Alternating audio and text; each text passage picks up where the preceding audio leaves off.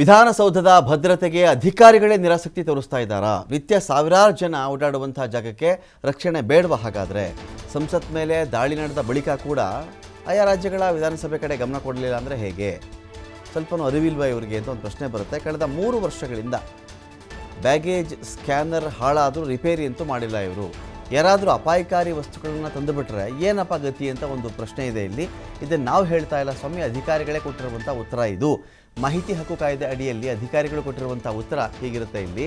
2021ರಿಂದಾನೇ ಯಂತ್ರಗಳು ಹಾಳಾಗಿ ಹೋಗಿವೆ ಅಂತ ಅಧಿಕಾರಿಗಳು ಉತ್ತರಿಸ್ತಾ ಇದ್ದಾರೆ. ಆವಾಗಲೇ ಕೆಟ್ಟೋಗ್ಬಿಟ್ಟಿದ್ದು ಅಂತ. ಆದರೆ ಇಲ್ಲಿಯವರೆಗೆ ಇನ್ನೂ ಕೂಡ ರಿಪೇರಿ ಮಾಡಿಲ್ಲ ಅಂತ ಹೇಳಿದ್ರೆ ಈ 2 ವರ್ಷ ಇಷ್ಟು ದೊಡ್ಡ ರಿಸ್ಕನ್ನು ಇವರೆಲ್ಲ ತೆಗೆದುಕೊಂಡಿದ್ರಾ ಅಂತ ಒಂದು ಪ್ರಶ್ನೆ ಕೂಡ ರೈಸ್ ಆಗುತ್ತೆ.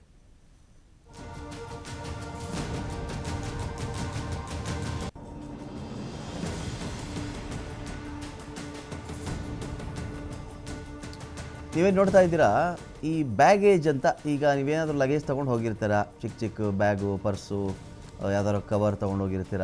ಈ ಥರದ್ದನ್ನು ಈ ಕಡೆಯಿಂದ ಹಾಕಿದ್ರೆ ಆ ಕಡೆ ಅದು ಆಚೆ ಬರುತ್ತೆ. ಇನ್ ಬಿಟ್ವೀನ್ ಈ ಬ್ಯಾಗ್ ಒಳಗಡೆ ಏನಾದರೂ ಅಪಾಯಕಾರಿ ವಸ್ತುಗಳು ಇದೆಯಾ? ಇದರಲ್ಲಿ ಏನಾದರೂ ಚಾಕು ಚೂರಿ ಇದೆಯಾ, ಗನ್ ಇದೆಯಾ, ಯಾವುದಾದ್ರೂ ಪೆಪ್ಪರ್ ಸ್ಪ್ರೇ ಅಂಥದ್ದು, ಇನ್ಯಾವುದೋ ಅಪಾಯಕಾರಿ ಉಪಕರಣಗಳು, ಮಾರಕಾಸ್ತ್ರಗಳು ಏನಾದರೂ ಇದೆಯಾ? ಈ ಥರ ಚೆಕ್ ಮಾಡುವಂಥ ಒಂದು ಮಷಿನ್ ಇದು. ಇದ್ರ ಬಗ್ಗೆ ಏನೋ 1 ವರ್ಷ ಆಯಿತು, 2 ವರ್ಷ ಆಗಿದೆ ಅಂತ ಅಂದ್ಕೊಳ್ಳೋಣ. 2 ವರ್ಷ ಸಾವಿರಾರು ಜನ ಓಡಾಡ್ತಾರೆ. ಯಾರೋ ಜೇಬಲ್ಲಿ ಇಟ್ಕೊಂಡು ಬಂದರು, ಏನೋ ತೊಂದರೆ ಮಾಡಿದ್ರು.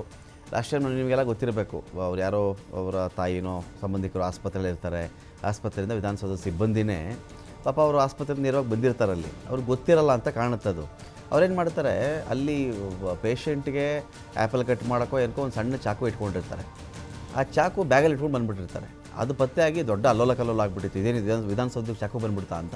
ಸೊ ಹಾಗಾಗಿ ಈ ಥರದ ವಿಷಯಗಳಿದ್ದಾಗ ಈ ಮಷಿನ್ ಕೆಟ್ಟೋದ್ರೂ ಕೂಡ ಯಾರೂ ಇದನ್ನು ರಿಪೇರಿ ಮಾಡಿಲ್ಲ ಅಂದರೆ ಏನು ಅರ್ಥ ಇದಕ್ಕೆ? ಹಾಗಾದರೆ ಈಗ ಪಾರ್ಲಿಮೆಂಟಲ್ಲಿ ದಾಳಿ ಆಯಿತು, ಸ್ಮೋಕ್ ಬಾಂಬನ್ನು ಹಾಕಿದರು.